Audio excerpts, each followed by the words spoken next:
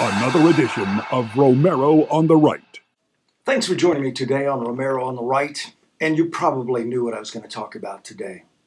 Last night, the governor made an unprecedented televised appeal to the citizens of Louisiana so they would understand the need to raise taxes. And citing an $870 million shortfall this year with $1.9 billion in debts, there's some questions that remain to be answered. And Governor Edwards says he didn't lie, he just didn't realize the problem was as bad as it is. My first question to him, weren't you in the legislature for the past 8 years? Don't tell me everybody in the state legislature doesn't have some idea of how much money we owe. For 8 years you've been in there. You should know ins and outs of everything. Most of us citizens can kind of guess, though. The big question I have is there any way to hold Bobby Jindal responsible criminally for this? He's been governor for 8 years. He got into office with a $1 billion surplus left to him by Kathleen Blanco, and he drove us $1.9 billion in the hole. Do you think if he wouldn't have spent so much time out of the state campaigning to be president, that he might not have blown so much money?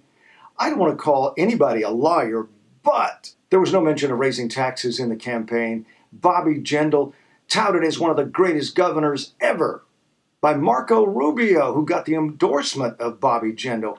And he was on Sean Hannity more times in the last year than Sean Hannity. They were all touting him as a great governor, blah, blah, blah. And it's like, weren't you guys listening to Louisiana news? I even wrote to Hannity, told him to get his head out of Jindal's butt. That didn't work. $870 million this year, $1.9 billion overall, and you didn't know it was coming.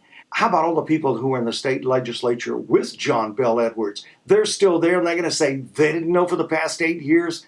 Come on, guys. Let's wake up. Special session starts on Valentine's Day. Here's your love letter from the governor. And then, TOPS. Oh, we're going to cut TOPS immediately. And the next day, oh, we're going to fund 80% of it. And now UL says they're going to cover the other 20%, which I'm glad they're doing.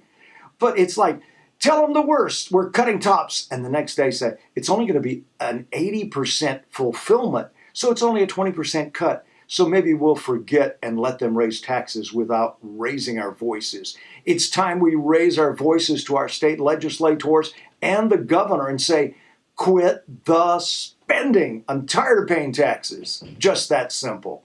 Now let's see about that Bobby Jindal criminal charge. Fiduciary responsibility, my butt. Thank you for watching Romero on the Right. Please hit the little K in the right side of your screen. It's a subscribe button. And thanks again for watching Romero on the Right.